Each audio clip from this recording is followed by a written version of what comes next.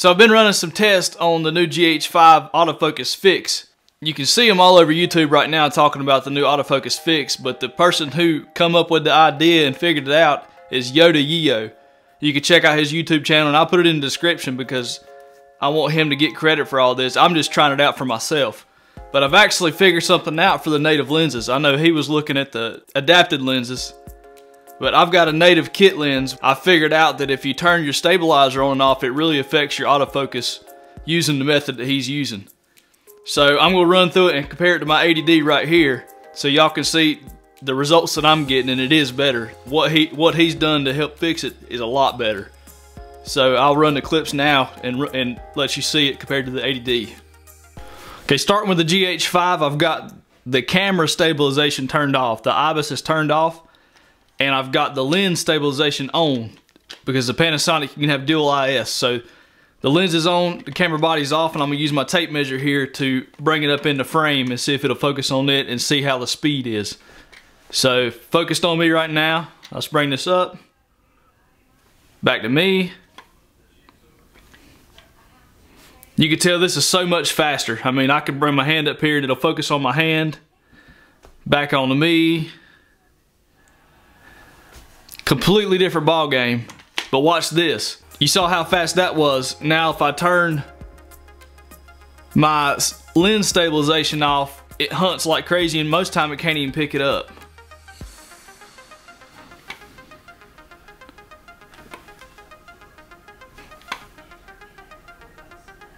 See right here? There we go, fixed that time. It's a big difference right there turning that stabilization off. All the shots with this view right here will be done with face tracking on. So you should know that if you're seeing this visual right here in this video, that I have face tracking on, so you can see kind of how that works and if it's any good. I'm actually gonna get back here and walk around, see if it'll track me. It's got me right now. Get way over here in the shadiness.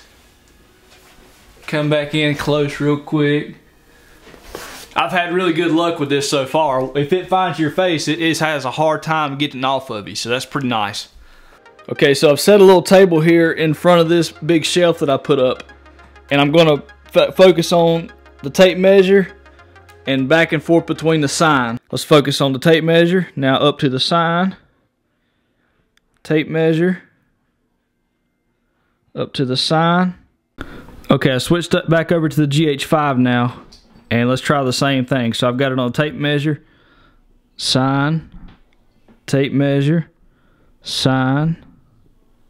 As you've seen in that little comparison, the GH5's up to par now. It's working pretty good. I've had just little glitches, but I don't think that's really a big thing. I think that it's working a lot better and a whole lot faster. And if you jerk it real quick and stop on it, it has a really good time focusing on it. Sometimes if you bring it up real slow, it has a little bit harder time picking out what to focus on. But if you jerk it to right where you want it, I think that it does really good. I'm gonna show you one more comparison, and then I'll just kind of tell you what I think about the camera again at the end of the video. All right, so this is the GH5 going between the keyboard and the sign.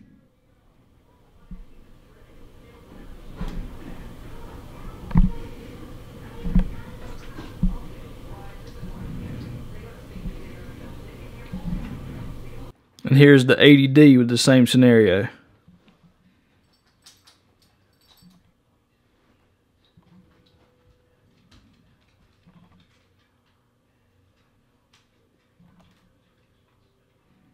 So you can see the 80D is a little bit slower, but it's a lot more smoother.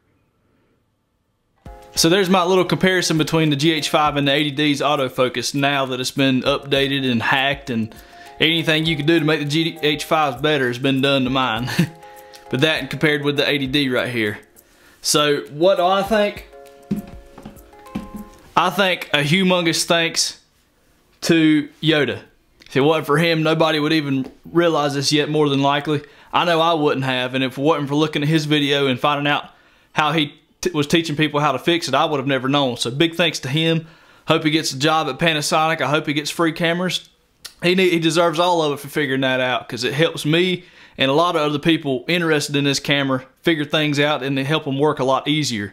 So big thanks to him on that for sure. Go check him out and watch his video for sure, because he teaches you how and why it works better.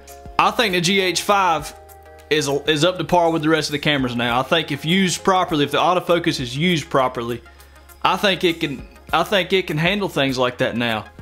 There are some hiccups every now and then that I encountered, but I don't think that it's a big deal, really. I mean, all of them are going to have hiccups sometime. If the lighting's not just right on the sensor and everything, I assume that's how it works. It's not going to pick up really what you want it to, and you're going to have problems with that with everything. But I think this is a lot closer to perfection than it has been ever before for me.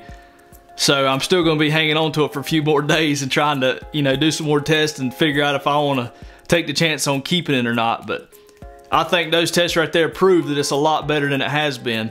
One thing that I really learned that if you're really quick with your camera movements, it focuses faster, and I don't know why.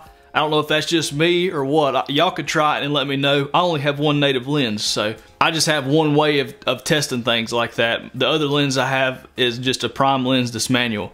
Tell me what y'all think down in the comments. I want to know if y'all think it's any better, and I certainly do. Just a little recap. All the face shots right here have been done in continuous autofocus with the face tracking on, and all of my tests going from object to object was done in 1-point autofocus right in the center. So you could try that in different variants if you wanted to. I didn't want to make a video that long, so that might change some things around, but I just done it in 1-spot autofocus. And thanks for watching. I hope you was able to learn something just like I was able to learn something thanks to Yoda. And hopefully I'll have some more videos coming up of it getting even better. I would love for it to be better than any camera out there, but it's going to take a while to get there. Just figured out I got a hole in my pants. That's not really good. I don't like that. I like these pants too. But hope everybody enjoyed the video. Thanks for stopping by and checking it out. And be careful for y'all Panasonic owners who have the stabilization on the lens, and make sure it's turned on, because for me and my test it worked a lot better. But thanks for coming by and seeing me. I'll see y'all in the next video. See ya.